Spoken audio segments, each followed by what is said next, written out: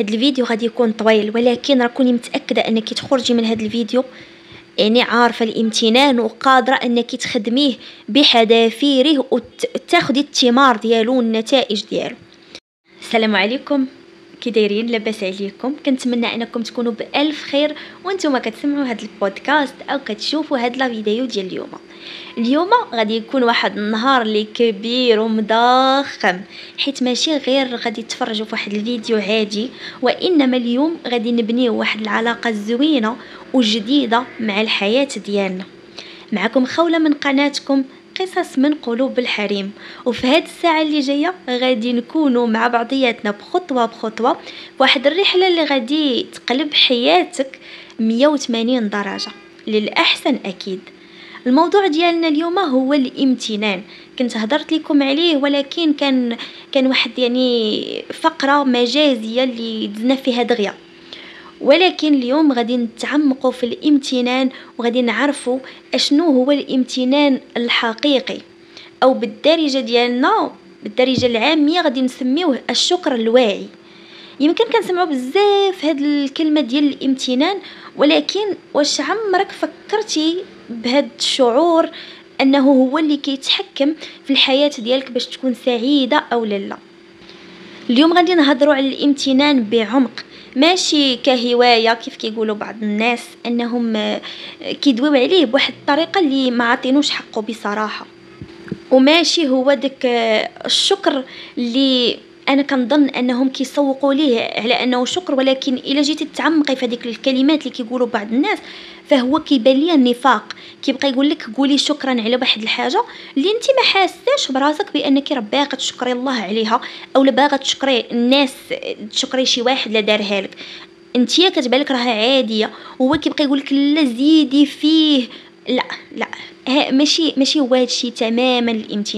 الامتنان هو فن الحياة السعيدة، يعني كتعمقي في هذاك الشكر ديالك وكتستشعريه، يعني كتحسي بانك راكي باغا ديك الحاجه تزاد عندك، وباغا ديك الحاجه الزوينه عجباتك فريمون عجباتك، يعني ما كتقولي شكرا وكتفرحي لها حتى فريمون كتكوني استشعرتي داك النعمه ديالها. كنواعدك الا بقيتي معايا حتى الاخر غادي تخرجي من هذا الفيديو فاهمه اشنو هو الامتنان من الجذور، عارفه علاش كيحول حياتك صحيا ونفسيا للاحسن. ونزيدك غادي يكونوا عندك 4 ديال الادوات عمليه غادي تبداي بهم اي حاجه، وان شاء الله لا ونزيدك غادي يكونوا عندك 4 ديال الادوات عمليه باش تطبقي الامتنان على حقه وطريقه. ودابا غنبداو باول حاجه اللي هي فك شفره الامتنان. خصنا نعرفوا بانه ماشي اي شكر فهو امتنان. كاين الشكر العادي واللي كيكون سطحي، وهذا الشكر هو اللي كيدويو لكم عليه بزاف ديال الناس، كيضطروك لانك تبدا تنافق نفسك وتبدا تعطي واحد المشاعر اللي فريمون كيرجعوا عليك بالسلب. فاش غادي نشكر الله سبحانه وتعالى؟ نحنا ندويو غير على الاشخاص. بغيت نقول شكرا لواحد الانسان يعني دار معايا واحد لو جيست زوين، جاب ليا ان كادو، جاب ليا وقف معايا في واحد المحنه ديالي. فاول حاجه راه فاش غادي تقولي ليه شكرا كرده فعل خارجيه واخا يتقبلها منك، راه ما غتكونش ليها معنى، ما تكونش ليها حتى شي معنى. فما بالك انتي كتعاملي مع الله سبحانه وتعالى وكتعاملي مع نفسك. تخيلي معايا دابا انتي كتعاملي مع الله سبحانه وتعالى وغتشكري الله سبحانه وتعالى على واحد النعمه انتي ما حاساش بها، اولا ما مستشعراش هذيك النعمه اولا الفوائد ديال هذيك النعمه على حياتك، وكتقولي غير شكرا شكرا شكرا شكرا بحال شي بيروكي. عاوتاني غنعاود لكم هذه القصه ديال البيروكي، بحال شي بيروكي شكرا شكرا شكرا شكرا، ولكن انتي ما حاساش بهذيك النعمه. هذا ماشي امتنان، هذا نفاق. انتي كتنافقي هنا نفسك وكتنافقي الله سبحانه وتعالى. اما الامتنان الحقيقي فهو الامتنان اللي كيكون بوعي وكيكون عميق، ما كيكونش سطحي، كيكون عميق. هو واحد الحاله ذهنيه اللي كتكون دائمه. علاش كنقول لكم حاله ذهنيه اللي هي دائمه؟ حيت الامتنان كيرافقك على طول حياتك وانت عايشه كيرافقك بالصباح العشيه فاش كتبغي تنعسي، كتستشعري دوك النعم اللي كاينين عندك. تفيقي الصباح، انا فقت الصباح شفت راسي بانني فايقه بصحه زوينه، الحمد لله، كنحمد الله ونشكره انني فقت وحليت عينيا وشفت الضوء، كنحمد الله انني شفت وليداتي بخير، كنحمد الله انني عندي واحد المستقبل باذن الله، كنحمد الله بانني شتي داك القهيوه ولا كويس ديال اتاي اللي غنشربو سخون، غادي نحمد الله عليه. وضروري من اننا نحمد الله سبحانه وتعالى على واحد الحاجه اللي قدامنا، يعني كنشكر الله وكنحمده على واحد الحاجه اللي هي قدامي، واحد النتيجه اللي انا شايفاها قدامي، ماشي بحال اللي كيقولوا لينا عاوتاني واحد الناس كيقولوا لك تخيل معايا، وين تخيل معاك؟ ولكن راه ما غاديش نبدا نشكر بحال كنافق نفسي نشكر ونحمد الله سبحانه وتعالى على واحد الحاجه اللي باقا ما تطبقاتش، باقا ما كايناش، باقا انا ما شفتهاش. هذاك راه خداع للنفس، خداع للنفس. انا كنحمد الله ونشكره على واحد الحاجه اللي قدامي. تقولي لي وربي واش غيزيدني في الصحه؟ غادي يطول لك في الوقت ديال الصحه اختي، الا ما زادكش الله كاع في الصحه غادي تزادك واحد الحاجه اخرى حتى هي نحمد الله عليها ونشكره باش حتى هي تزادني ان شاء الله. فهمتوني؟ بحال ما هكا، هذا هو الامتنان العميق الواعي اللي كيكون يعني بوعي، وكنكون انا مستشعراه، انا حاسه به، حاسه بديك النعمه وكنشكر الله عليها. ماشي انا باقا ما حسيتش بها، ولكن كيقول لك شكر الله عليها باش تجيك. هذاك نفاق، هذاك كذوب ونفاق، وإلا كذبتي على نفسك راه كتدخلي في واحد الدوامه اخرى عاوتاني. تخيلي معايا عقلك حطيه بحال واحد الفيرما، واحد المزرعه، ركزتي فيها على الحاجات الزوينين، كتكون عندك واحد المزرعه اللي زوينه، يعني ركزتي على انك ديري نباتات زوينين، ركزتي على انك تعمريها بالماشيه اللي مزيانه، ركزتي على الحاجات المزيانين، يعني شفت كتبان لك بانها داكشي غادي وكيتزاد على لا جبتي واحد النوع ديال هذا الاعشاب غادي تزرعيهم عندك، او واحد النوع ديال الحبوب ديال الخضره غادي تزرعيها عندك، وجبتي واحد الكاليتي خايبه غادي تطلع لك كاليتي خايبه، غادي تبيعيها بثمن خايب، يعني كلشي داكشي اللي من وراها خايب في خايب في خايب في خايب. درتي واحد الكاليتي اللي مزيانه، كلشي داكشي اللي غتحصديه زوين في زوين في زوين في زوين. ركزتي، غندويو دابا على الحياه ديالنا، ركزنا على الشكوى، على اننا نشوفوا النواقص، على اننا نشوفوا المشاكل، غادي تزادنا هادشي. اي حاجه ركزتي عليها اختي عارفي راسك بان عقلك غادي يزيد يبقى يشوفها لك غير هي، وغادي تبقى تزادك حيتاش اي حاجه جريتي واحد السلسله، الحاجه الاولى اللي جريتي فيها داكشي اللي كيجي موراها كله في حالها. كوني متاكده الا لقطعتي السلسله وفهمتي راسك، ما فهمتيش راسك كلشي كيبقى واحده ورا وحده ورا وحده ورا وحده. هادشي راه علاش كيقول لك المشاكل لا تاتي فرادى، المصائب لا تاتي فرادى، حيت المشكل الاول كيجر معاه مشكل كيجر معاه مشكل، وحتى النعم وحتى الفرص راه لا تاتي فرادى. كتجري الفرصه كتجي من وراها حاجه اخرى، كيجيو من وراها النعم، كيجيو من وراها الاشخاص الزوينين، كيجيو من وراها، يعني فاش كتركزي اي حاجه ركزتي عليها كتزاد. هذه هي القاعده، كوني متاكده منها، هذه هي القاعده. ولكن هاد التركيز باش كيكون حياتنا الماء والسماد ديالها هو الامتنان، هو تشكري وتحمدي الله سبحانه وتعالى وتشكري راسك وتشكري الناس، اي حاجه شي دار معاك شي حد شي حاجه زوينه كتشكريه بطريقه اللي انتي تبغي الناس يشكروك بها، تعطيه حتى انتي من عندك. دائما نركز على الحاجه الزوينه اللي كيديروا معايا الناس، ودائما ان شاء الله غادي يكون عندك واحد الحياه اللي كتجري فيها غير الحاجات الزوينين. دابا اختي غادي تكتبي معايا في واحد الوريقه شنو هما 3 ديال النعم اللي نسيتيهم من شحال هادي، ما بقيتيش مفكراهم، يعني واحد الحاجات اللي تلمو ولفتيهم ما بقيتيش مفكره انك تقولي عليهم شكرا، ما بقيتيش مفكراهم نهائيا. المهم انا عارفه درت لكم هاد القضيه بحال شي فرد مفاجئ ولكن غديريها، غير طبقيها دابا، ما تمشيش ليا شي حاجه بعيده، ماشي شي حاجه بعيده شحال هادي ما شفتيها اصلا ولا تفكرتيها، لا شوف حداك شي حاجه اللي تقدري تقولي الحمد لله على هذا الصوت اللي عطاني الله سبحانه وتعالى وكنهضر به دابا. اي حاجه. سكتي الفيديو واحد الفتره قصيره، ولكن ضروري من انك ترجعي، ضروري سكتي في هذه الفتره واحد 2 دقائق بحال ما هكا حتى تكتبي داكشي اللي بغيتي ورجعي للفيديو. من بعد ما غادي تكوني كتبتي هاد 3 الحاجات اللي كنتي ناسياهم، كوني متاكده انك غادي تشوفي الخير من وراهم، حيت غادي تشوفي بانك هاد الحاجات اللي كنتي ناسياهم انت كتطبقيهم كل نهار، اولا هاد النعمه عندك كل نهار ولكن كنتي ناسياها، ماشي ما كنتيش كتشوفيها نهائيا، انت كنتي كتخدمي بها، غير خاصك واحد العدسه اللي تشوفي بها تكون نقيه مزيان، تلمعيها كل مره باش تشوفي النعم اللي عندك. كوني متاكده انه دابا غادي يبدا يبان لك واحد الخير اللي غادي تحسي براسك انك عندك واحد الحاجات زوينين في حياتك. ندوي لكم على واحد الايه، الا كنتو شفتوا الفيديو اللي قبل راني كنت قلت لكم واحد الايه وقلت لكم راه غادي ندير لكم عليها واحد الفيديو اللي غيكون زوين. المهم هاد الآية متعلقة بالامتنان، والآية كيقول لنا الله سبحانه وتعالى ولئن شكرتم لأزيدنكم، يعني غير خاصك تشكري وربي غادي يزيدك في هذيك النعمة اللي شكرتي عليها، الحاجة اللي شكرتي عليها غادي يزيدك فيها. خاصك تعرفي واحد الحاجة، بأنك عمرك ما يكون الشكر ديالك أنك تشفاي في واحد الشخص اولا تبغي ليه الشر اولا تشوفيه طرات ليه شي حاجه اللي خايبه، وخيكون عندك معاه مشكل، تشوفي طرات ليه واحد الحاجه خايبه وتقولي الحمد لله حيت طرات ليه هاد الحاجه اللي خايبه، لا ما عمرك ديريها، عمرك ديريها.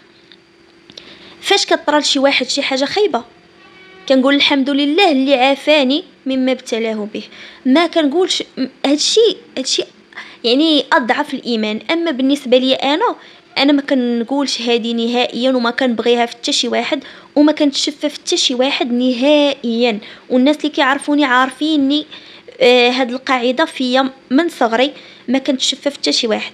طرا لك شي حاجه واخا تكون عدويه اللي ما كنحملكش، ما عمرني ما غنبغي لك الشر وغادي تبقى فيا، غتبقى فيا بحال داك الشيء طرا ليا انا. ودابا غادي نرجعوا للايه ديالنا ولئن شكرتم لازيدنكم. كيف قلت لكم هاد الايه طبقوها في الحاجات الزوينين، عمرك تطبقيها في الحاجات الخايبين. واجي تشوفي معايا هاد الايه راها يعني حتى علميا كيأكدوها. ففي الصحه النفسيه والعقليه كيقول لك بانهم لقاو دراسات بانك فاش كتبقى تشوف غير الحاجات الزوينين وكتركز على الحاجات الزوينين، هرمون التوتر اولا الكورتيزول كينزل بواحد الشكل اللي كبير، يعني بلا دواء، وكتولي مرتاح داخليا. اللي عارفين الكورتيزول اشنو كيقدر يدير، راه واحد المشكل اللي كبير، والعقل ديالك كيفرز هاد الكورتيزول فاش كيكون يعني كتكون في واحد الحاله ديال الضغط والتوتر. التوتر والضغط حنا عارفينه منين كيجي في الحياه اليوميه ديالنا، كتركزي على شي حاجه خايبه كتبقاي توتري، كوني متاكده انك غادي يوليو عندك التهابات، غتولي عندك حساسيه، غيولي شعرك كيطيح، غتبقاي ما تشوفيش مزيان، التهاب المفاصل بعدا كوني متاكده انك غتولي تألمي بالنهار وبالليل بسبب هذا الكورتيزول. ماشي بسبب انك غنقولك بسبب انك ما كتمتنيش او لا، بسبب الكورتيزول غادي اختي يولي عندك تورمات وغيولي عندك التهابات في المفاصل ديالك. الكورتيزول اشنو السبب ديالو؟ هو التوتر والقلق. التوتر والقلق شنو السبب ديالو؟ هو انني تعصبت بواحد الحاجه وبقيت مدايره معاها بالي، فهاد الشيء غادي جرني لداك الكورتيزول وجرني لبزاف ديال الحاجات اللي لا يقدرها على شي واحد فينا يا ربي. فالكورتيزول الا كان نازل في الجسم ديالك هادشي كيخليك انك تكوني دائما متفائله، كتكون الصحه النفسيه والعقليه ديالك مزيانه، حيت ما كيكونوش التهابات في الداخل ديالك. كيكون عندك واحد النعاس اللي هو مريح، يعني كتكوني الجهاز العصبي ديالك كيكون بخير وعلى خير. يعني هاد الشيء غادي يخليك دائما تشوفي في النص ديال الكوبايه المليان، دائما نشوف في الحاجات اللي كاينين عندي ونحمد الله عليهم، ونشوف في الحاجات الزوينين اللي عندي ونحمد الله عليهم، نشكر راسي، نشكر الناس، نركز مع الحاجات الزوينين ونخلي عليا الحاجات الخايبين. وهكا غادي يكون انني كنطبق الامتنان والحمد لله بلا ما نحس، غير الاستشعار ديال النعم هو الامتنان. انا كنشوف واحد النعمه كنشكر عليها، هذا هو الامتنان بكل بساطه.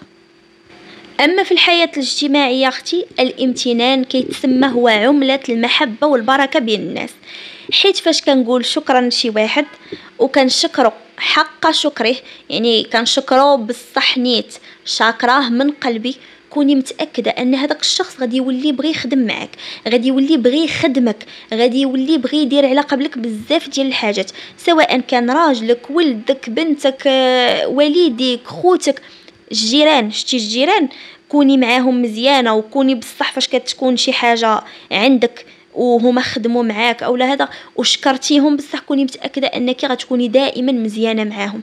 وجربيها حتى من راسك، راه شي واحد اللي كديري معاه كديري ليه واحد الخدمه اولا شي حاجه وكيطيح منك العين، يعني كيقول لك ديك شكرا ناقصه، كوني متاكده انك عمرك ما تبقاي ديري معاه المزيان، عمرك ما غادي تبقاي تبغي تمشي عندو اصلا، كتولي بحال انتيا يعني شاده راسك منه، داخله سوق راسك منه، كتقولي ما سوقيش فيه.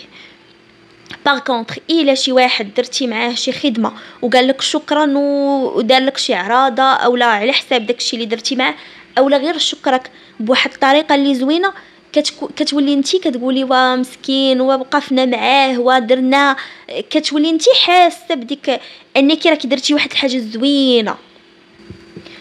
وهنا بغيت نقول لك اننا سالينا المرحله النظريه وغادي نبداو اختي في المرحله ديال التطبيقات. وهنا غادي ندوي لكم على الربعه ديال الادوات اللي قلت لكم ساهلين وخاصك كل نهار تطبقيهم وغادي تشوفي نتائج اللي واعرين. اول حاجه غادي تكون في هذه الربعه ديال الادوات هي واحد الدفتر اللي غادي ديريه، واحد الدفتر وغادي تسميه الحمد لله. هاد الدفتر كل نهار غادي تكتبي فيه، ضروري ما تكتبي فيه كل نهار. التوقيت اللي غادي تكتبي فيه هو اخر سويعه ولا اخر 5 دقائق اللي قبل ما تنعسي، صافي تتكوني ساليتي غادا تمشي لفراشك ديريكت، يعني ما عندك حتى شي حاجه اخرى، وديك الساعات غتهزي الدفتر ديالك. وانا غادي ننصحك نصيحه، خدي شي بلوك نوت زوين اولا شي مذكره زوينه اللي نتيا تكون عجباتك وعاجبك تكتبي فيها، حيت غتكتبي بحب اكثر الا كانت عاجبك. ستيلو كذلك ومثال، انا بالنسبه ليا ستيلو شارياه في لوين زوين، وواحد المذكره شريتها زويونه، اللون ديالها عاجبني، فاش النهار اللي كنبغي نكتب فيها كنكتب فيها بحب. المهم وما تكتبيش في التليفون، تكتبي بيديك، تكتبي بيديك، ما تكتبيش ليا في التليفون اختي وتقولي لا انا غندير واحد النوت في التليفون وغادي نبقى نكتب فيها، لا ما ديريش هاد القضيه، كتبي بيديك حيت يديك كتخدم وعقلك خدام معاها وكل شيء خدام. التطبيق اللي غادي ديريه اختي في هاد الدفتر غادي تاخدي كل نهار وقيت ديالك واحد 10 دقائق وغادي تكتبي ما بين 3 حتى ل5 ديال الحاجات اللي انتي كتحسي بهم زوينين في هذاك النهار، حسيتي بهم بانك ممتنه ليهم. الشرط الوحيد اللي غيكون في هذه الكتابه ديالك هو ان داكشي اللي غادي تكتبيه، هذوك 3 اولا 5 ديال الحاجات اللي غتكتبيهم يكونوا محددين، يعني تكتبيهم بالتفاصيل. مثلا ما غاديش تكتبي انا ممتنه للخدمه، لا ما تكتبيش هكا، انا غادي تكتبي بحال هذا الشيء اللي غنقول لك دابا، انا ممتنه لكيفاش اليوم خدمت هاد الحاجه، اولا كيفاش سهلت عليا هاد الحاجه في الخدمه، اولا مثلا كيفاش احترمني المدير حيتاش درت هاد في الغيونيون، حيتاش درت هاد الحاجه. القرايه كذلك ومثال. المهم اي حاجه بغيتي تكتبيها نكتب بالتفاصيل، كتب الحاجه وانا كندوي عليها بالتفاصيل كما حسيتها، ما نكتبهاش يعني سطحيا، لا نكتب عليها كما حسيتها بالضبط. حاجه اخرى، هذا الكتيب غادي يكون عندك، راه يكون عندك دائما باذن الله، ولكن ما تعاوديش نفس النعم كل نهار. صافي اليوم دوينا على الخدمه، دويت على هما النعم، راه الا جيتي تعدي النعم اللي عطينا الله سبحانه وتعالى راه ما تحصيهاش، ما تقدريش تحصيها نهائيا، يعني شي نعم اللي بساطين والله ما كيحسش بهم الانسان نهائيا، حتى كتركزي هذوك النعم حتى الاخر عاد اش غادي يبداو يبانوا لك. يعني في الاول غادي تكوني تشوفي غير النعم الظاهره اللي باينه، فاش غادي تعمقي شويه في الامتنان غيبداو يبانوا لك واحد النعم اللي زوينين وانتي ما حاستش بهم، واحد النعم اللي لداخل ديالك انتي ما عمرك حسيتي بهم حيت ما عمرك ركزتي عليهم. هاد الحاجه الاولى اللي دوينا عليها علاش غادي نديروها وفاش كتنفعنا في اننا نروضوا عقلنا اولا نعلموه انه يقلب على داك الخير الخفي.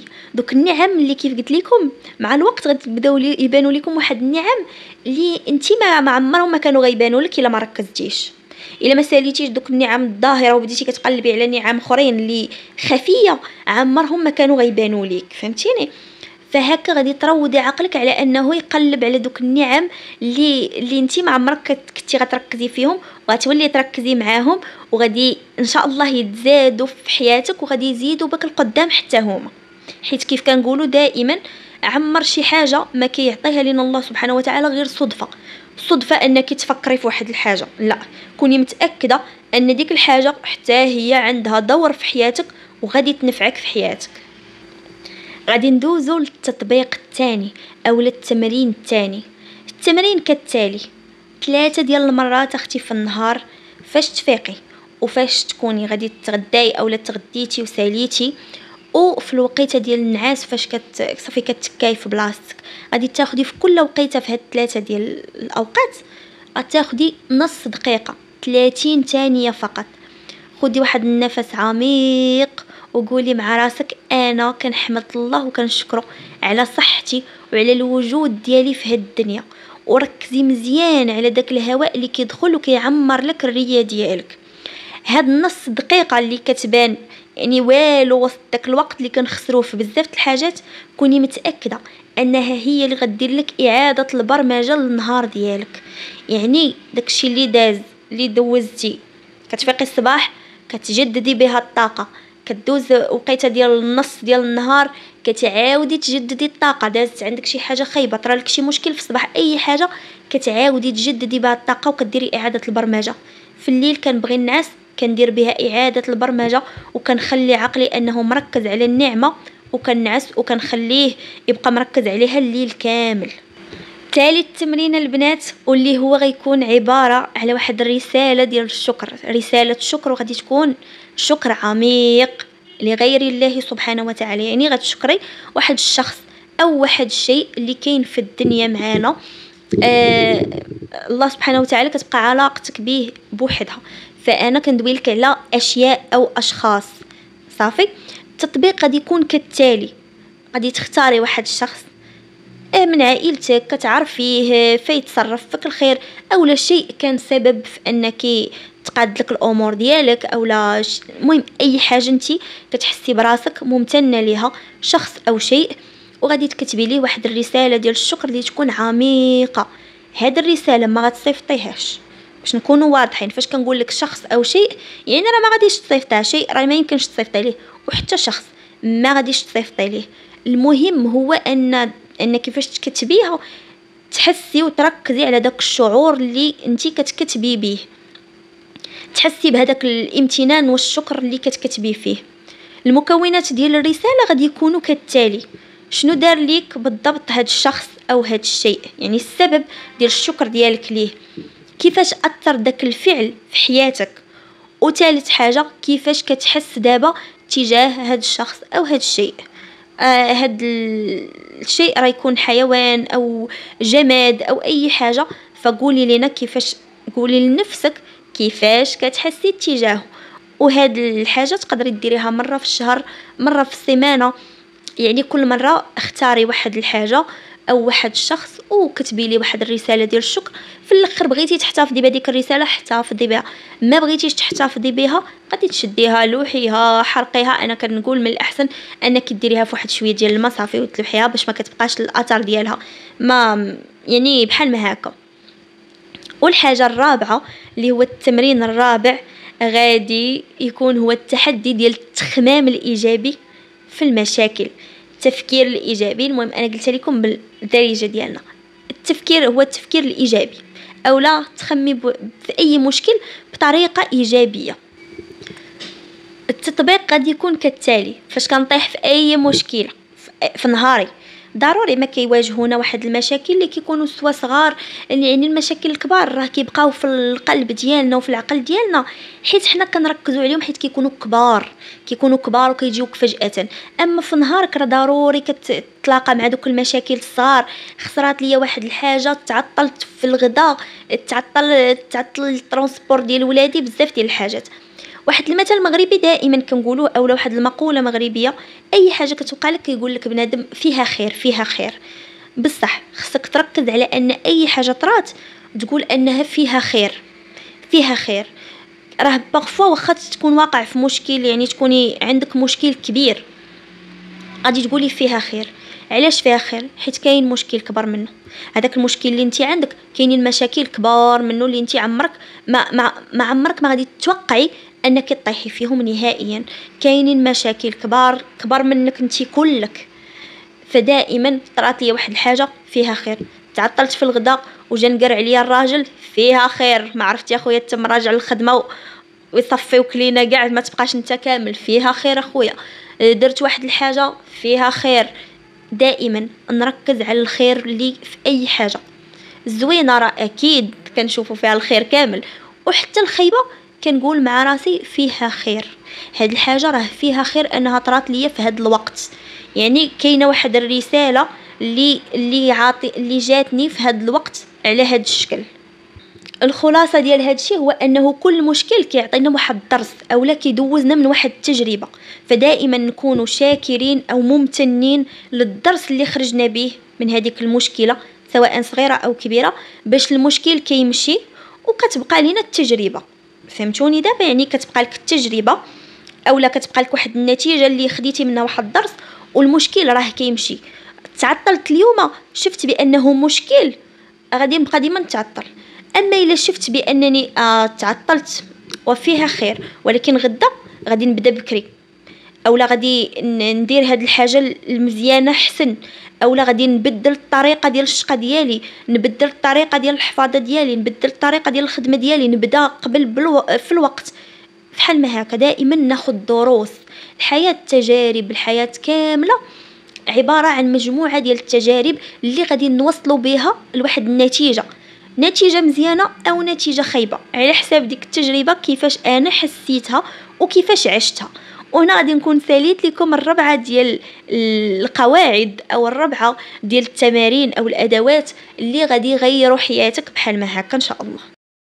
دابا غادي ندوزو لواحد الحاجه اخرى. انا عارفه بانني هذا الفيديو غادي يكون طويل، ولكن راكوني متاكده انك تخرجي من هذا الفيديو يعني عارفه الامتنان وقادره انك تخدميه بحذافيره وتاخدي الثمار ديالو والنتائج ديالو.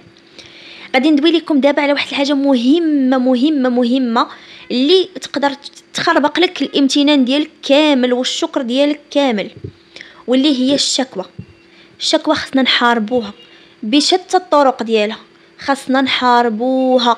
اكبر عدو للامتنان هو الشكوى، اكبر عدو. وحنايا كناس وكبشر راه كنعشقوا الهضره في الخاوي وديك كثره ديال انا وقع ليا، حتى اننا كتجي تشوفي بعض المرات كتلقاي راسك كتفتخري بالمعاناه ديالك، كتلقاي وحده كتعاود ليك على حياتها مع عدوزتها وهي كتفتخر انها دازت من ديك المعاناه كامله. لا اختي، هذيك راه شكوى. انت راك بقيتي مركزه على ديك الحياه اللي دوزتيها خايبه مع ديك العدوزه ودوك اللويسات وداك الشيء، يعني داك التدمر وداك النقص وبزاف ديال الحاجات كيخليو الهاله ديالك كانها سوداء، حيت كتركزي فيها. وكيف قلت لكم حنا كمغاربه، بصراحه حنا كمغاربه كنتاجروا بالمعاناه ديالنا وكنفتخروا بها. هذه هي المشكله، كنفتخروا بها. يعني كتلقاي واحد كيعاود لك على حياته كامله، وانا دزت من المشاكل، وانا تشوفيني على تماره كنت كنضرب وكنت كنطلع حتى القمر وكنزل على رجليا، وتشوفي واحد الافتخار بالمعاناه اللي كيخليك مركز على المعاناه ديالك، ما كيخليكش تركز على النتيجه اللي في الاخر.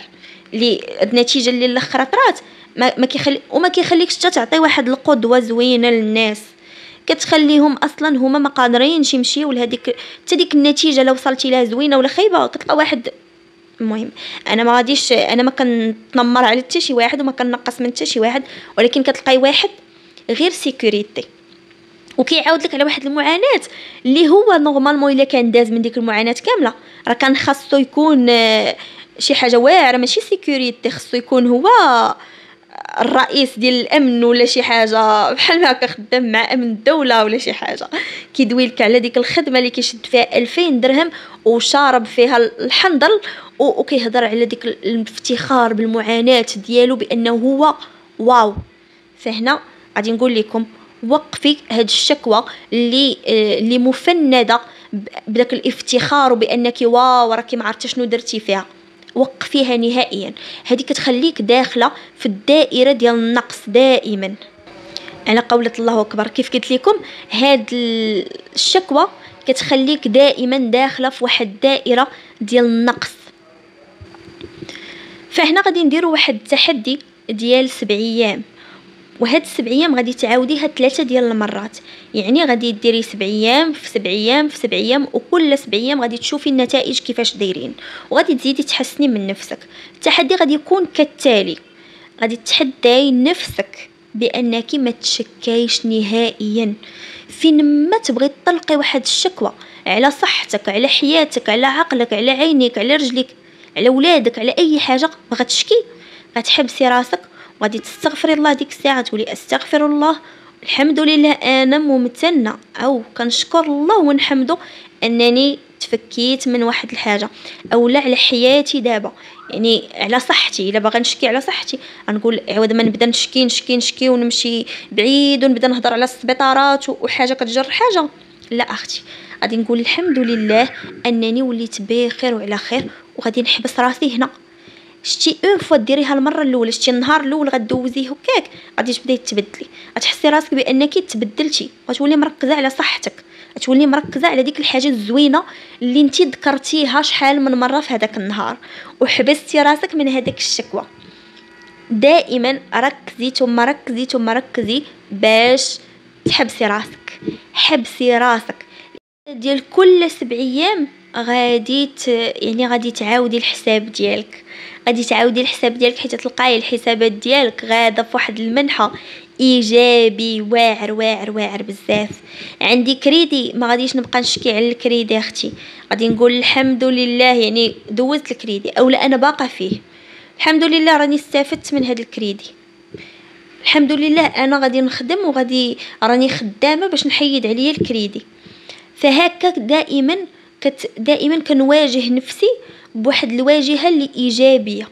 الامتنان راه ما كيمنعش التطور، بالعكس هو كيزيد فديك الرحله ديال التطور، كيخليك تدوزيها وانتي مرتاحه وانتي غاده في واحد الطريق اللي بواحد الطاقه زوينه باش تخدمي، باش توصلي للحاجه الزوينه اللي انتي باغاها.